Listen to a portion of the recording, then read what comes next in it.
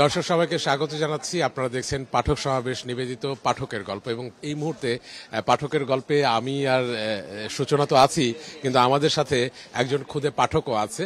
আমরা এই যে বইমেলা যখন শেষের দিকে চলে যাচ্ছে, ঠিক সেই মুহূর্তে প্রথমবারের মতো বইমেলায় এসেছে নওশাবা।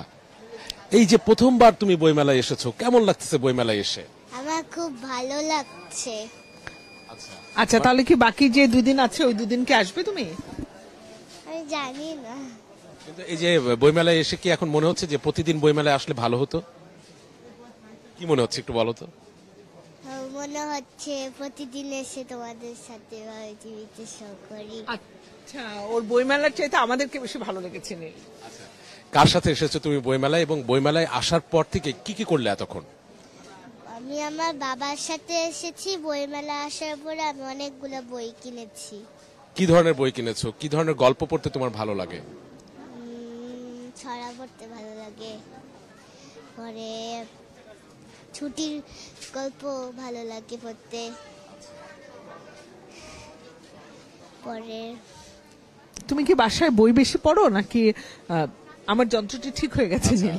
তুমি কি বাসায় বই বেশি পড়ো নাকি বেশি গেমস টেমস দেখো, টিভি বেশি দেখো, কোনটা? মাঝে মধ্যে পড়ি, মাঝে মধ্যে দেখি। আচ্ছা, কোনটা বেশি ভালো লাগে? আমি তো এখন তুই বই পড়িনি, এখন বাসায় গিয়ে পড়বো। এখনো তার বই পড়া শুরুই হয়নি নীল। এবার আমি শুনতে চাই তোমরা কয় ভাই বোন? আমার এক ভাই, আমি এক বোন। কে বড়? আমি। তো ছোট ভাইয়ার জন্য কি কোনো বই কিনেছো? কিনেছি। তুমি বাসার কি সবার বড়? মানে তোমার এই যে বলছিলে যে তোমার কাজিন টাজিন আছে, তার সব থেকে বড় তুমি? কয়জনের বড় তুমি? আমি 2 জনের বড়। তার মানে তো অনেক বড়। অনেক বড়। আমার চাইতেও বড়। আমার চাইতে বড় না। আচ্ছা, যাই হোক, এই যে ছোট ছোট বাচ্চারা বইমেলায় আসে, বাবার হাত ধরে বইমেলায় আসে, এবং তারা নতুন নতুন বই কেনে এবং বইয়ের সাথে পরিচিত হয়। এবং ও বলছিল নওশাবা, সেটা হচ্ছে যে আজকে প্রথমবার বইমেলায় এসেছে, কিন্তু ওর মনে হচ্ছে প্রতিদিন যদি বইমেলায় আসা যেত। এবং আমাদের সাথে যখন কথা বলছিল তখন কিন্তু আফসোস করছিল যে বইমেলাটা শেষ হয়ে যাবে, আর মাত্র 2 দিন আছে। আর মাত্র 2 দিন আছে। এই যে বইমেলাটা শেষ হয়ে যাবে, খুব খারাপ লাগছে। কি মনে হচ্ছে আরো বেশি থাকলে ভালো হতো? হ্যাঁ, আরো বই কিনতে পারতাম। বাহ বাহ, আরো বই কিনতে পারা যেত, আরো আমাদের সাথে বেশি গল্প করা যেত। ঠিক আছে, নওশাবাকে ধন্যবাদ। আমাদের সাথে আরো একজন বড় পাঠক আছে এবং বড় লেখক আছে। আমরা বড় বলবো না বুড়ো বলবো, এটা আসলে বুঝতে পারছি না। যদিও তো সে বুড়ো না, সে বুড়োই, যদিও আসলে মন থেকে সে চিরতরুণ। আমাদের সাথে আছে মুম রহমান। হ্যালো নীল, সূচনা। আপনার কণ্ঠটাও আসলে ঠিক ওই রকমই, একটু বুড়ো বুড়ো টাইপের। মানুষ বেঁচে থাকলে বুড়ো হয়। আমি আর নীল তো হব না, আমি তো হবই না। আপনারা যদি জীবিত মৃত হয়ে যান সেটা তো কিছু করার নাই। আপনার কোনো কথা আমাদের কর্ণে ঢুকতেছে না, আমরা ঢুকাচ্ছি না। আচ্ছা মুম্বাই, প্রথমে জানতে চাই, এই যে বইমেলাটা শেষ হয়ে যাচ্ছে, আর মাত্র 2 দিন বাকি, মানে আপনার অনুভূতির রংটা কি? আসলে আনন্দ কাজ করছে নাকি একটা বিষণ্ণতা কাজ করছে? না, বিষণ্ণতা তো এক ধরনের কাজ করেই, আনন্দ কাজ করার তো কিছু নাই। কি আবার বইমেলা আসবে, অপেক্ষার আনন্দ। এটা তো হলো কথার প্যাচ। তো বইমেলার জন্যই হোক বা সূচনার জন্য, নীলের জন্যই অপেক্ষা হোক, অপেক্ষা তো সবসময় আনন্দেরও হয় না, সবসময় মধুরও হয় না। তো সবচেয়ে বড় কথা কি, যে এত বড় বইয়ের ভান্ডার তো বাংলাদেশে একত্রে আর পাওয়া যায় না। আর আমার মতো যারা বুড়ো পাঠক আপনার ভাষায়, তো তারা তো এই বইয়ের গন্ধ নিতে ভালোবাসে, এই বই ছুঁয়ে দেখতে ভালোবাসে, বইয়ের চারপাশে থাকতে ভালোবাসে, কোন দিন কোন নতুন বইটা আসছে সেটা দেখতে ভালোবাসে। এবং এই নতুন নতুন বইয়ের সঙ্গে সংযোগের ক্ষেত্রে এই 28টা দিন একটা অনেক বড় রকমের, কি বলবো, সুযোগ। এই সুযোগটা কমে আসছে। এখন বই কিনে এগুলো নিয়ে সারা বছর পড়ার একটা ব্যবস্থা। আচ্ছা মুম্বাই, এই যে বইমেলায় যখন আসি আমাদের তো আসলে অনেক আড্ডা হয়, কিন্তু আমারও আসলে একটু বিষণ্ণতা কাজ করছে। কারণ এই যে আমরা মন খুলে, মানে তথাকথিত আসলে কোনো আয়োজন না, মানে পাঠক সমাবেশের পরিবেশটাই আসলে এরকম যে মন খুলে ঘরের যেভাবে আমরা আড্ডা দিই, ঠিক ঘরোয়া আড্ডাই আসলে বলতে পারি, একদম যেন বইয়ের উঠোন নীল। এবং এখানে বসে আমরা আড্ডা দিচ্ছি, আমরা কথা বলছি। এবং দেখুন, আমি একটি কথা বলছিলাম যে আমার মনে হয় বইমেলার মতো সুস্থ সাহিত্য চর্চা আমার মনে হয় না এই যে মাস জুড়ে এটা আর কখনো হয় এবং কোথাও হয়। সেটা অবশ্য ঠিক, এবং এই মুহূর্তে আমি চাই যে মুম্বাই একটু এসে সূচনার সাথে বসেন, একটু যুক্ত হন। ততক্ষণে আমি একটু পাঠক সমাবেশ প্যাভিলিয়নটা ঘুরে আসতে চাই, এবং আমি একটু পাঠক সমাবেশ প্যাভিলিয়নে এই মুহূর্তে কতটা পাঠকের ভিড় আছে এই শেষ দিন আমি একটু পাঠকের কাছে জিজ্ঞেস করতে যাই। শেষ দিনে যারা আসছেন তারা আমরা বলছি যে প্রকৃত পাঠকই আসছেন, কারণ তারা বই দেখছেন এবং পাশাপাশি কিনছেনও। এই মুহূর্তে আমরা দেখেছি আজকে বইমেলায় এসে যে যারা আসছেন তাদের হাতে বইয়ের একটা না একটা ব্যাগ আছে, এবং সেই ব্যাগে কতগুলো বই সেটা আমরা হিসেব করছি না, কিন্তু আমাদের ভালো লাগা কাজ করছে যে পাঠক বই কিনছে। যদিও বিকিকিনির গল্পে শুরু থেকে আসলে প্রকাশকদের একটি মন খারাপ ছিল, কিন্তু আমরা চাই যে বইমেলা শেষ হওয়ার সাথে সাথে সেই মন খারাপের জায়গাটাও যেন আর না থাকে। একটু কথা বলি আপনার সাথে। এই যে বই দেখছিলেন, বইমেলা তো আসলে শেষের দিকে, মানে বইমেলা যখন শেষের দিকে যায় তখন কতটা বিষণ্ণতা কাজ করে? বিষণ্ণতা এটাই কাজ করে যে আবার এক বছরের জন্য অপেক্ষা, আর এই যে একটা সবাই মিলে যে বইয়ের প্রতি যে একটা যে টান, এটা তো সচরাচর দেখা যায় না এই বই মেলায় ছাড়া। তো সবাইকে নিয়ে আসা হয়, ঘোরা হয়, বিভিন্ন ধরনের বই কেনা হয়। এই এক বছরের জন্য অপেক্ষা, এটা আসলেই বিষণ্ণ করার মতোই। আচ্ছা, এই যে পাঠক সমাবেশ প্যাভিলিয়নে আছেন এখন, মানে কেমন লাগে পাঠক সমাবেশের বইগুলো? হ্যাঁ, পাঠক সমাবেশ আমার আগে থেকেই পছন্দের। অনেক বই কিনা হয়, ওনাদের যে শাহবাগে যে ব্রাঞ্চটা আছে ওখানে যেতাম, আমিও পাশেই আজিজেই থাকতাম, তো মাঝে মাঝে গিয়ে পড়া হয়, কিনা হয়, এই জন্যই বারবার এখানে আসা হয়। ওই বই মেলা ছাড়া যে কয়েকটা প্রকাশনীর বই যেগুলো কেনার মতো থাকে, পাঠক সমাবেশ তার মধ্যে একটা। দারুণ, ধন্যবাদ আপনাকে। এবং আমরা দেখছি যে আসলে সবাই বই দেখায় ব্যস্ত। একটু কথা বলা যাবে আপনার সাথে? এই যে আপনি ফ্রান্স কাফকা গল্প সমগ্র দেখছিলেন এবং নেড়েচেরও ভিতরেও দেখছিলেন, পাঠক সমাবেশের বইগুলোর যদি আমি বলি যে প্রচ্ছদের কথা বা ভিতরে ইলাস্ট্রেশনের কথা অথবা পেজের কথা, সব মিলিয়ে আসলে কেমন? আচ্ছা, পাঠক সমাবেশের জন্য একটা কথা বলবো, ইনারা খুব ইউনিক জিনিসপত্র নিয়ে কাজ করেন, যেটা সচরাচর অন্য কোনো প্রকাশনী হয়তো হাত দেয় না, বা এমন কোনো লেখকের বই যেটা খুবই আনকমন, বা এমন লেখককে আমরা চিনিও না বা জানি না, যাদেরকে নিয়ে হয়তো কথা হয় না। পাঠক সমাবেশের ব্যাপারে এই জিনিসটাই ভালো লাগে, ওনারা এই জিনিসগুলো নিয়েও কাজ করেন। আর যেমন এই বইটার কথা বলে, মানে এখন বাজারে অনেক বই আছে, এখন আমরা মানে আমি পার্সোনালি একটু কম্পেয়ার করে দেখতে যাচ্ছি যে পাঠক সমাবেশ এই ক্ষেত্রে আর কি ভালো করতে পারছে, এই বইটার কত ভালো হয়েছে সেটাই দেখার উদ্দেশ্য আর কি। এরকম পাঠকই কিন্তু আমরা চাই। এবং এই যে বইমেলায় প্রথম দিকে আমরা দেখেছি যে অনেক পাঠক এসেছে, কিন্তু বিকিকিনির গল্পটা আসলে ওইভাবে হয়নি, এবং আমরা মনে করি শেষ দিকে যে পাঠকগুলো আসে তারাই আসলে প্রকৃত পাঠক। যেমন আপনাকেও আসলে পেয়ে গেলাম আমরা। বইমেলা কিন্তু অনেকেই আসে, অনেক কথা হচ্ছে যে তারা শুধুমাত্র সেলফি তুলে চলে যাচ্ছে, মানে আপনার আসলে কি বলার আছে এখানে? আচ্ছা, এই ক্ষেত্রে বলবো কি যে আসলে দিনের পর দিনে আমাদের মানে বইয়ের প্রতি আগ্রহটা কমে যাচ্ছে। আমাদের মনোযোগ ধরে রাখার ক্ষমতা কমে যাওয়ার কারণে আমরা এখন আগে দেখতাম যে পাঠকরা এসে আজকে মোটা বইগুলো ধরতো, যে কোন বইগুলো মোটা, তারপরে আস্তে আস্তে আসলে আচ্ছা ঠিক আছে কোন বইটা চিকন সেটা আগে শেষ করতে পারবো। এখন সে চিকন বইও কেউ ধরে না, এমন একটা পরিস্থিতি হচ্ছে এখন। এটা আসলে ইয়াং জেনারেশনকে এটা ঠিক করতে হবে, ধীরে ধীরে আরো বই পড়া বাড়াইতে হবে, কারণ বইয়ের বিকল্প তো কিছু নেই। তো এটা আশা করতেছি আস্তে আস্তে চেঞ্জ হবে, মানুষজন আবার বইয়ের গুরুত্বটা বোঝা শুরু করবে, এই আশা আর কি। আচ্ছা, এবং আর একটা বিষয় বলি যে আপনি এই বইগুলোর দিকে আপনার নজর গিয়েছে কিনা, এই যে ঢোড়াই চরিত মানুষ, কবি, অবরোধবাসিনী কিংবা দৃষ্টিপ্রদীপ অথবা শেষের কবিতা। পাঠক সমাবেশ পাঠকদের জন্য এই যে ধ্রুপদী সাহিত্য যেগুলো বলি, 100টি বই তারা নিয়ে আসবে, সিরিজ করবে, এবং প্রতি বছর 32টি করে বই আসবে। এবার এই বছরে অলরেডি 8টি বই চলে এসেছে, এবং এই যে 100টি বই আসবে, এটি যদি আলাদাভাবে কিনতে যান আপনার 60,000 টাকা লাগবে, কিন্তু আপনার তাদের একটা অফার চলছে, সেই অফারে যদি আপনি যুক্ত হয়ে যান এই 100টি বই আপনি পাবেন মাত্র 30,000 টাকায়, এবং যখনই প্রকাশিত হবে তখনই আপনার অ্যাড্রেসে চলে যাবে। এবং এই যে 30,000 টাকা, এটাও আপনি ইএমআই সুবিধা পাবেন, এটাও আপনি কিস্তিতে দিতে পারবেন। তো এই যে পুরনো বইগুলো নতুন মোলাটে, নতুন প্রচ্ছদে আবার পাঠকের কাছে তুলে দিয়ে, এবং এই যে সুযোগ, এই বিষয়টা নিয়ে কি বলতে চান? আচ্ছা, এগুলো হচ্ছে ক্লাসিক বই। প্রথম কথা হলো এটা সময় যাবে, এগুলোর আবেদন শেষ হবে না বলা যায়। তো একটা মানুষের তো জীবন স্বল্প, এক জীবনে এত কিছু বই পড়া সম্ভব না, কিন্তু কিছু ক্লাসিক বই আছে যেগুলো সবারই পড়া উচিত। আর এরকম যদি একটা উদ্যোগ নেওয়া হয় প্রকাশনীর পক্ষ থেকে, এটা পাঠকদের জন্য খুবই ভালো হবে। ধন্যবাদ আপনাকে, বেশ কিছু সময় নষ্ট করলাম। এবং আমরা দেখছি যে পাঠক সমাবেশে এই মুহূর্তে আসলে যে পাঠকরা আসছে, একটু আগে যার সাথে কথা বললাম তার সাথে কথা বলেও আসলে ভালো লেগেছে, প্রকৃত পাঠকই আমরা বলতে পারি। এবং এই মুহূর্তে একজনের সাথে আমরা কথা বলতে চাই। এই যে বইমেলা তো শেষ হয়ে যাচ্ছে সুবাইতা, এই যে একটা মাস হতো না, প্রায় একটা মাসের কাছাকাছি এই যে পাঠকদের হাতে বই তুলে দেওয়া, পাঠকদের বইয়ের গল্প বলা, মানে এই ব্যাপারগুলো আসলে কতটা ভালো লাগার ছিল, এবং যেহেতু বইমেলা আর মাত্র 2 দিন আছে, কতটা খারাপ লাগা কাজ করছে?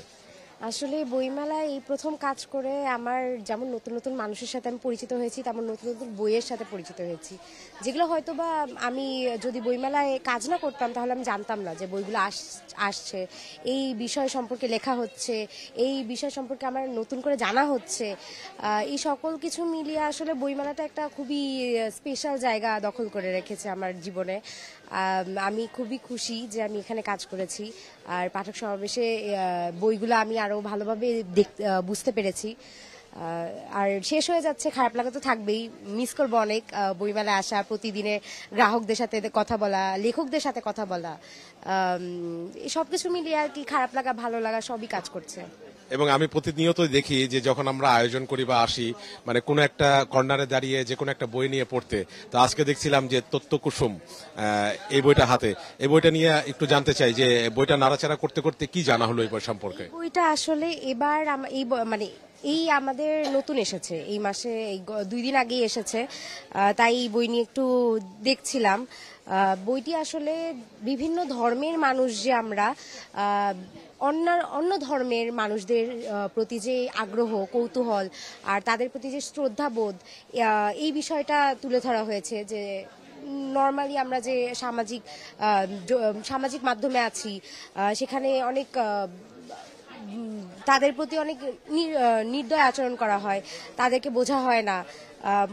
একটা ধর্মের একটা ধর্মের মানুষ যদি আরেকটা ধর্মের মানুষকে না বুঝে, তাদের ধর্মকে শ্রদ্ধা না করে, মর্যাদা না দেয়, সেইখানে আসলে সমাজটা সমাজ হয়ে থাকে না আর। তো সেই সম্পর্কেই বইটি লেখা, ভাই গিরিশচন্দ্র সেনের লেখা, আর আবুল হাসান চৌধুরী সম্পাদনা করেছেন। বইটি অত্যন্ত সুন্দর, আর বর্তমান প্রেক্ষাপটকে জানার জন্য এই বইটি অনেক ভালো। এই কাজের ফাঁকে ফাঁকে এরকম কয়টা বই পড়া হয়েছে? অনেকগুলাই বই পড়া হয়েছে। আমাদের নতুন বই আছে অ্যারিস্টটলের আলাপচারিতা, তারপরে হচ্ছে আইনস্টাইনের, তারপরে বৈজ্ঞানিক কল্পকাহিনী, এগুলো আমার সব বই কিছু না কিছু একটু করে পড়া হয়েছে। ধন্যবাদ সুবাইদা, দারুণ দারুণ গল্পগুলো আসলে শুনছিলাম। এবং এই মুহূর্তে আমরা আবার জিনিয়া কবির সূচনার সাথে যুক্ত হতে চাই, একটু জানতে চাই যে এই যতক্ষণ আমি ছিলাম না ততক্ষণ এই দুইজন মিলে আসলে বই নিয়ে কথা হয়েছে নাকি আমাকে নিয়ে কথা হয়েছে? না নীল, বই নিয়ে কথা বলছিলাম আমরা, তোমাকে নিয়ে তো আমাদের সবসময় কথা হয়। আমরা একটা বই দেখছিলাম, প্রাচীন পুণ্ড্রনগর, 8ম শতাব্দীর সচিত্র ধারণাগাথা। এই বইটি কাল এসেছে নীল। এই বইটি নিয়ে আমি আর মুম্বাই একটু কথা বলছিলাম। ডক্টর সাজিদ বিন দোজা, এর আগেও তার একটি বই নিয়ে তুমি আর আমি কথা বলেছি। তো মুম্বাই এই বইটি নিয়ে আজ একটু মুম্বাইয়ের সাথে আমার এই বইটি নিয়ে গল্প। মুম্বাই, এই বইয়ের পাতা উল্টাতে আসলে কি খুঁজে পেলেন? প্রথমত হচ্ছে যে এই যে স্থপতি ডক্টর সাজিদ বিন দোজা, তার একটা বই গত বছর আমার দেখার সৌভাগ্য হয়েছিল, সেইটা বরেন্দ্র অঞ্চল নিয়ে, এবং প্রাচীন বাংলার আরেকটা গুরুত্বপূর্ণ অঞ্চল পুন্ড্র, সেই পুন্ড্র নগরের বলা হচ্ছে যে রেখাচিত্রে অর্থাৎ স্কেচ, অনেকগুলো পুন্ড্র নগরের স্থাপত্য কলার উনি স্কেচ কিছু এঁকেছেন, কিছু সংগ্রহ করেছেন, এবং সেই পুন্ড্র নগরের নির্মাণ, তার নগরের স্ট্রাকচারাল ডিজাইন, এইসব নিয়ে খুব সুন্দরভাবে, নিজে যেহেতু আর্কিটেক্ট, খুব ভালোভাবে এগুলো ধারণ করেছেন তিনি। দারুণ। এবং গত কাল একটি পুরস্কার ঘোষণা হয়েছে, এবং আমরা এই যে অ্যারিস্টটল কিংবা আইনস্টাইন, আমরা বলছিলাম যে আমিনুল ইসলাম ভূঁইয়া কার সাথে আপনার বন্ধুত্বটা আসলে বেশি? কারণ এই যে বছরের পর বছর আমরা কিন্তু দেখে আসি আইনস্টাইন, অ্যারিস্টটল, প্লেটো, সক্রেটিস, হ্যাঁ, নিউটনও তার আসছে, এই তাদের সাথে আমি বললাম যে স্বপ্নে কি কখনো তাদের সাথে আপনার দেখা হয়? কারণ এই বিষয়গুলো নিয়ে আসলে সে থাকে। তো তার একটি বই কিন্তু গতকাল মনির চৌধুরী বাংলা একাডেমি পুরস্কার পেয়েছে, এবং এককভাবে পেয়েছে, প্লেটো জীবন ও দর্শন। তো এই বইগুলো আসলে আমাদের জীবনের সাথে আসলে কতটা সম্পৃক্ত, কিংবা আমাদের জীবন গঠনের ক্ষেত্রে বা জীবন দর্শনের ক্ষেত্রে কতটা জরুরি বলে মনে করেন? এর উত্তর আপনি দিয়ে দিয়েছেন আংশিক। ওই যে আপনি বললেন যে আমিনুল ইসলাম ভুঁইয়ার সঙ্গে যদি প্লেটো সক্রেটিসের বন্ধুত্ব হতে পারে, তাহলে তো সেও তো আমাদের সময়ের মানুষ। তাহলে প্লেটো এবং সক্রেটিস আমাদের সময়কে সংযুক্ত করেন, এবং তার বই যদি অনুবাদ হয়ে আজকে পুরস্কার পেয়ে থাকে, মনির চৌধুরী সম্মাননা, তাহলে বলতেই হয় যে এটা আমাদের সমসাময়িক চিন্তা ভাবনা জীবনযাপনের সঙ্গে এগুলো সংযুক্ত। আরেকটা জিনিস খেয়াল করুন যে ইংরেজিতে একটা কথা আছে যে শর্ট বাট হট, ছোট কিন্তু বেশ মানে এইরকম শর্ট কিছু বইও আমিনুল ইসলাম ভুঁইয়া, এটাও কিন্তু অ্যারিস্টটলকে নিয়ে করা একটা বই, এবং এইরকম আরেকটা প্লেটোকে নিয়েও আছে, যেটা আমি যতদূর গোপন সূত্রে খবর পেয়েছি যে শীঘ্রই আসবে। তো এই বইটা খেয়াল করুন, বলছে আলাপচারিতা, এটা কিন্তু কাল্পনিক আলাপচারিতা। অর্থাৎ এই বইটাতেও অ্যারিস্টটলকে যিনি প্রশ্ন করছেন, জোনাথন বার্নস, তিনিও সমকালের ব্যক্তি।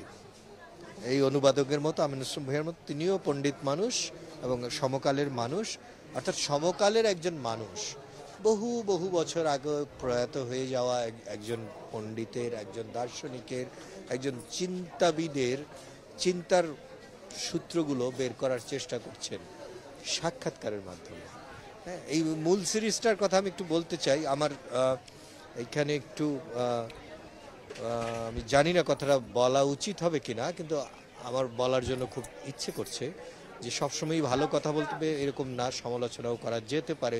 বন্ধুর পাঠক সমাবেশকে বন্ধু প্রকাশন হিসেবে বলছি যে মূল সিরিজটার নাম ছিল coffee with Aristotle, coffee with Einstein. আমার কাছে ওই নামটা অনেক বেশি, আইনস্টাইনের সাথে কফি খাওয়া, অ্যারিস্টটলের সাথে কফি পান। কিন্তু মুম্বাই একটু আমি মানে যুক্ত করছি, এই জন্য ক্ষমা চেয়ে নিচ্ছি আপনার কাছে। এই বিষয়টা নিয়ে কিন্তু আমিনুল ইসলাম ভুঁইয়ার সাথে আমার কথা হয়েছে এবং আপনার সাথেও হয়েছে। কফি উইথ এটা হলে আসলে আমাদের এই মানে অন্য একটা সংস্কৃতির ভাষায় আপনি জানেন যে এরকম একটা অনুষ্ঠান আছে, সেটি হয়তো এড়িয়ে যাওয়ার কারণেই কিন্তু সেই জায়গাটা চেঞ্জ মানে। আচ্ছা, এই বিষয়ে আমার একদম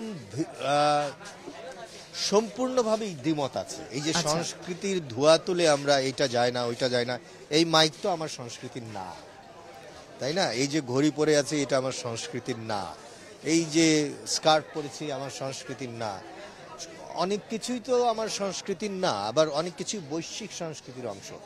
আজকের দিনে এসে যদি আমি বলি চা কফি আমার সংস্কৃতির অংশ না, তাহলে আমার মনে হয় যে আমি গায়ের জোরে পান্তা ভাতের সংস্কৃতি চালু করতে চাচ্ছি।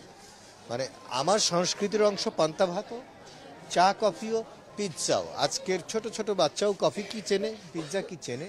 কাজে সেইটা আসলে আমি বলবো যে একজন লেখকের ব্যক্তিগত, অনুবাদকের ব্যক্তিগত চাহিদা, ইচ্ছা বা স্বাধীনতা, উনি কিভাবে অনুবাদটা করবেন। কিন্তু আমি যদি এই সিরিজটা অনুবাদ করি, আমি আমার করার কথা 3টে বই, আমি অবশ্যই তার সঙ্গে আমি বলবো যে ধরুন গৌতম বুদ্ধের সাথে কফি পান।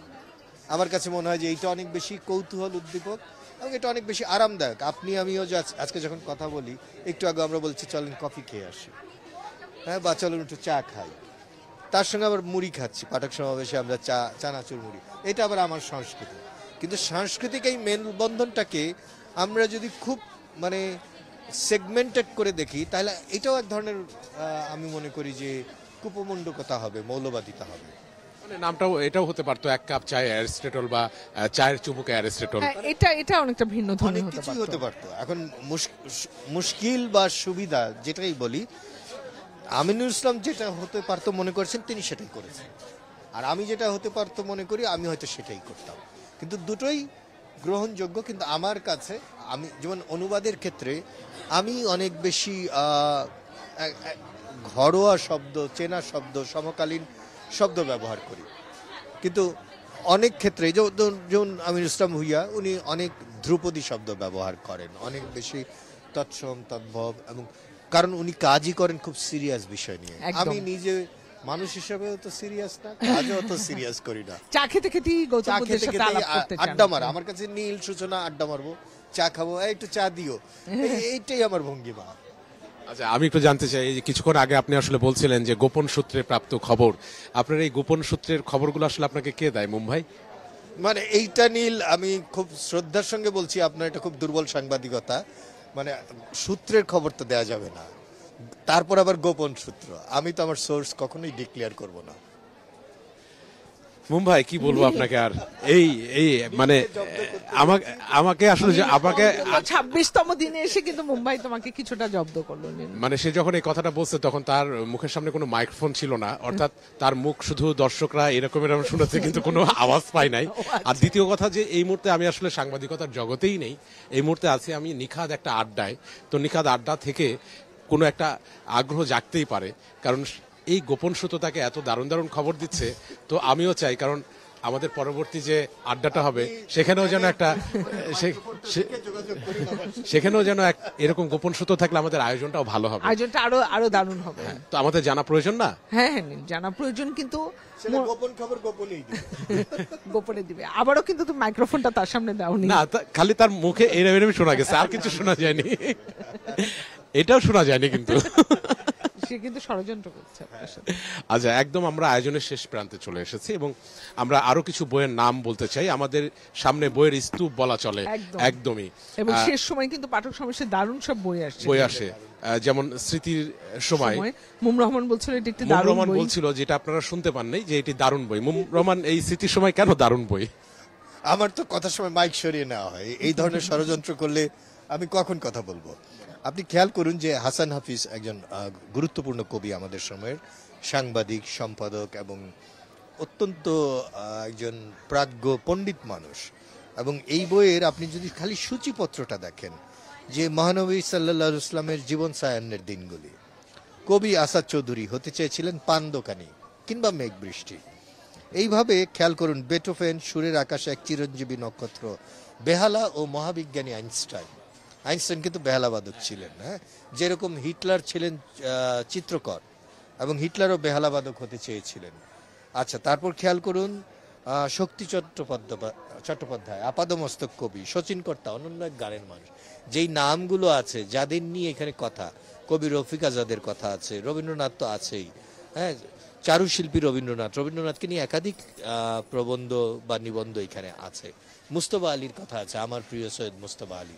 কাজে এই যে স্মৃতির সময়, স্মৃতিগদ্য এবং আমাদের সংস্কৃতি, সঙ্গীত জগতের, সাহিত্য জগতের নানান মানুষকে নিয়ে স্মৃতিগদ্য, এবং এমন একজন মানুষের হাতে এই গদ্যটি লেখা হয়েছে, যিনি লেখার করণ কৌশল বলেন, কলা কৌশল বলেন, সেই ক্ষেত্রে একজন অনন্য মানুষ এবং কবি। ধন্যবাদ। আমাদের সময় একেবারে শেষ এবং মুম রহমান, আপনাকে ধন্যবাদ, অসংখ্য ধন্যবাদ। আপনি আমাকে জব্দ করতে চেয়েছিলেন 26তম দিনে, হ্যাঁ, এবং আপনি যে 26তম দিনে এসে কিছুটা মানসিকভাবে তুষ্ট, এই কারণে আমারও খুব ভালো লাগছে। আচ্ছা, আমি মেনে নিলাম যে আমি কিছুটা হলেও জব্দ হয়েছি। আমিও কিছুটা খুশি, কারণ আমার কিছুটা শোধ নিতে পারলেন মুম্বাই। হ্যাঁ, তবে সব জায়গায় আসলে মাইক্রোফোন রাখতে পারতেন। আমি নীলকে ভালোবাসি। তবে সব জায়গায় আসলে সাংবাদিকতার দেয়াল খাড়া করালে তো হবে না, কারণ সাংবাদিকতার বাইরেও তো আসলে আমি একজন মানুষ এবং রক্ত মাংসের মানুষ। আমারও আসলে সাধারণ মানুষের মতো অনেক গোপন বিষয় জানার আগ্রহ থাকতে পারে। যাই হোক, এটা নিয়ে তর্ক বিতর্ক চলতেই থাকবে। সূচনা যদি শেষ করো। আজকের মতো বিদায় নিচ্ছি পাঠক সমাবেশ পাঠকের গল্প থেকে। আগামীকাল দেখা হবে আবার একই সময়।